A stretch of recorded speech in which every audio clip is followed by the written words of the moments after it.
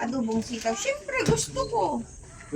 Lalo pag di ako lumalabas na siya, pag di ako lumalabas, nabubuwang lang ako, baka siguro hindi naman siya pagbabayabang. Ikaw, ano ulam mo? Ano ulam mo sa gabi? Ano ulam mo? Gabi? Oh. Kasi nandito yung kapatid ko, yung repolyo. Yung ulam ko, Tanghali. yung munggo, Hapon. gisawag manok, munggo, gisawag manok. O tapos yun, bumili sila ng pritong manok. Tapos yung tadaga yung ulam namin, isdang pasyo. Parang isdang pasyo. gulunggo. Ay, paksiw. Ulam namin tadaga. Isdang pakyo. Ikaw, ano ulam mo tapon? Sa dinas ulam mo. Repolyo nga. Repolyo na may pusit. Ginisa ko. Repolyo, may pusek. Hanggang hapon na yun. Tapos hindi na ako kumain. Dapat akay ka ng... Kumain ako ng madaling araw, mga alas 2. Dapat akay ka sa dinas. Lagay mong... Alas 4. Tawag kong kangkong. Sa dinas ka. Sa dinas, kangkong. Pwede din yun. Pwede yun. Oliver, ikaw, anong ulam mo? Ganun din. Yung Pares din. ulam namin. Ngayon, ulam namin, almusal namin, talon at saka patola. Masarap. Abang patola. Patinida. Oo, ang sarap kayo. Kanila, ano masasabi kay Oliver? Binigay ko ng bulaklak. Si Oliver, ang sabi ko, salamat dahil binigyan mo ko ng bulaklak. Fresh pa, ang galing ah. Tingnan mo to, pag binabad ko sa tubig, ito magiging fresh. Ang galing mo dito, mga kaya dito. Hindi naman ni Oliver, no? Pero natutuwa ko dahil... Anong nagustuhan mo sa kanilang dalawa? Sino mas gwapo? Wala akong pinipili sa gwapo sa kanilang dalawa. Mas gusto ko attitude. Ay, sino mabait sa kanila? Di ba nakasama mo na sila? Mabait. Wala akong masabing mabait. Pare-pares naman kami tatlong buwan. Ano ba? Buwang. Buwang kaming tatlo di ba? Hindi ah. Ano? Maayos na. Buwang. Ilalagay ko. Ay, ito na ng ata picture. Ilalagay ko dyan. Maayos na. Para Dati, yun ko nang balikan yung dati. Huwag na maayos na. Maayos na kayo.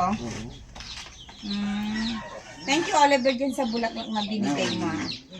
Buti na isipan mong bumili yung bulaklak, no? Bulaklak para sa kanya. Tamang-tama po, sana mabuhay ka ng bigay ni Oliver. Hindi pa nagbago yung aking palad. Bubuhayin ko siya. Abot ng 1,000,000 mahigit. May pag-asa. Ano, sinabi mo na? Oo, hindi ko yan. Ano sabi mo?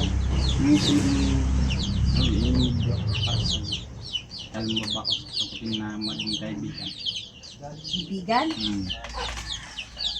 Bibigan talaga. Ano ba pag sinagot na kita ngayon? Kaibigan Dahil lang sa bulaklak at saka bigas na nagbigay ka. Kaibigan na. Ano mangyayari sa atin? Wala. Wala. Tanungin mo kung anong matindi, bigas o bulaklak. Wala. Parehas yan na matindi. Ano, magkaibigan na kayo? Kaibigan kami. Hindi. Di ba nung sabi Hindi mo pa sa kanina? kaibigan. Na ano, di ba? Ay, Siyempre, igaruan ka pa naman ng bigas at bulaklak. Tsaka cake. Tinida, ano naramdaman mo nung binigyan ka ni Bandam ng bigas? Bigam? bulaklak ko. Binigay ko. Bigas, nung binigyan ka niya, ano naramdaman mo? Hindi ko alam eh. Para bang ano ko, matigas ata, bato ata yung puso ko. Ay, bakit? Bato! Bakit ba to ang puso mo? Bato! Dala niya yung bigas. Oh. Nagbigay ng bigas. Oh. Pero talagang totoo naman, mahalaga naman bigas eh. Opo. Nandyan namin. Pero nung Bato, pero hindi ko siya siguro nakatago lang. Masaya ako dahil may bigas. Oo. Pero nung binigyan ka naman ng bulaklak ni Kuya Oliver, ano naramdaman mo? Masaya ako kasi ngayon may nagbigay sa akin ng ganyan na bulaklak. Ito sa edad kong 14 to. Naku, nung dalaga ko, hindi ako binibigyan ng bulaklak. Tapos ngayon, bibigyan nila ako ng itong edad kong 14. Ibig sabihin, ngayon nila nakita yung kagandahan mo. Asus, ang ganda po ko pa nung araw. Ngayon lang ako pumangit. Naku. Hindi. Kita mo, may nagbibigay ng bulaklak sa'yo. Ibig sabihin, may humahanga sa'yo. Nga. Maganda ako nung araw. Naku, kahit hindi ako magsuklay, kahit gulo-gulo yung buhok ko. Wow, Nida, bagong gising mo, fresh ka pa rin. Wow, Nida, kahit bagong ligo ka, ang fresh mo pa rin. Okay. Oh, Eh maganda ka pa rin naman ngayon ah. Ang fresh-fresh mo pa rin ah. Tinida. walang nagbibigay ng bulaklak. Oh, ngayon. Kaya nga. Ngayon, sa edad kong ito meron. Masarap ba sa pakiramdam, Tinida, mabigyan ng bulaklak? Oh, masarap ang pakiramdam. Hanggang saan mo naramdaman yung sarap? Sarap. Tagos sa, sa isip ba? Alam nga sabihin ko sa puso. Eh? Sa isip, matigas na yung puso ko. Eh ngayon, ngayon Tinida, dalawa yung nanliligaw.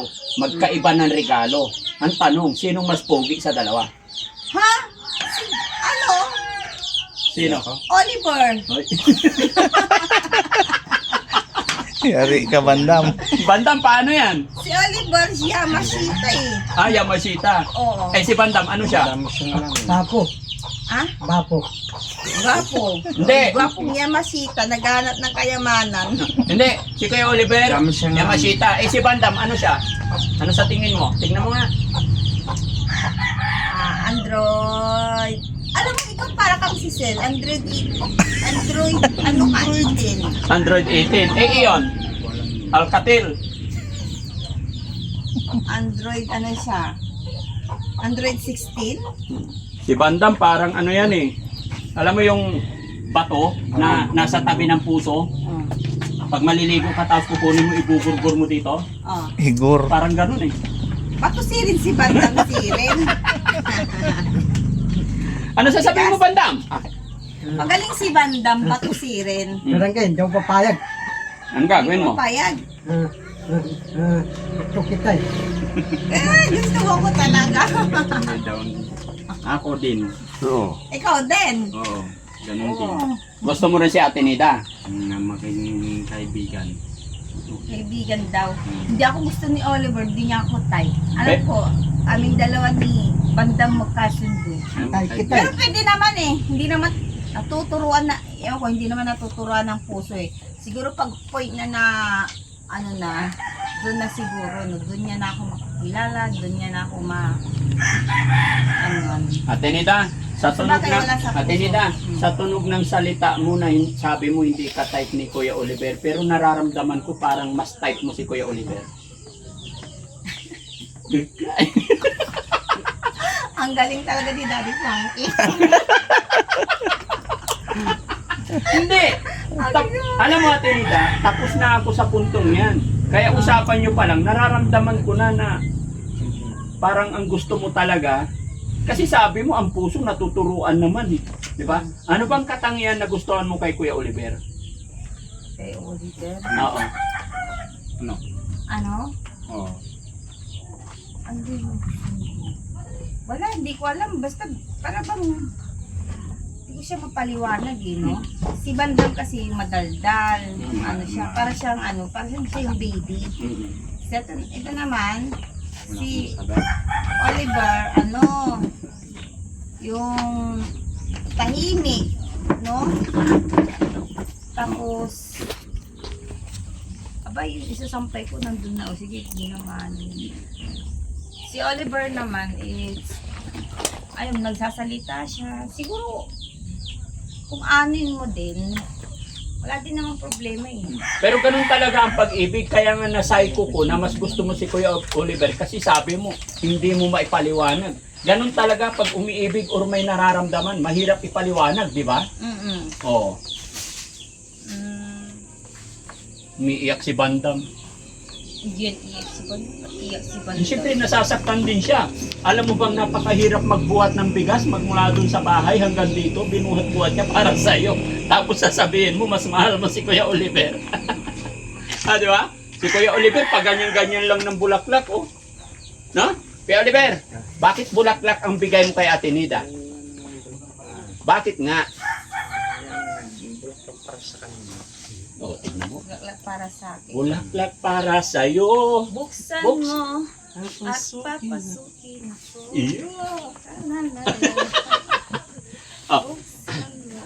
Pasukin ako. Oh. Eh si Bandam naman, Bandam, bakit bigas naman ang naisip mo ibigay kay Ate Nida? Para titirita pa meron tayong kakainin. Para may kakainin. Oh. Gaano mo naman kamahal si Ate Nida? Kasi, hindi ka naman dito ilap ako sa'yo. Alam ka? Oh. Totoo ba yun, Nida? May in love pa siyang nalalaman eh. Totoo ba yun? Ewan ko. Hindi kailan napatanda na. Para bang ang bagay ano. Hindi tulad ng mga bata pa, ng mga teenager. Ate Nida, pwede pa yan. 40, pwede pa yan. Malago pa yung bakuran. May pag-asa pa, bata pa.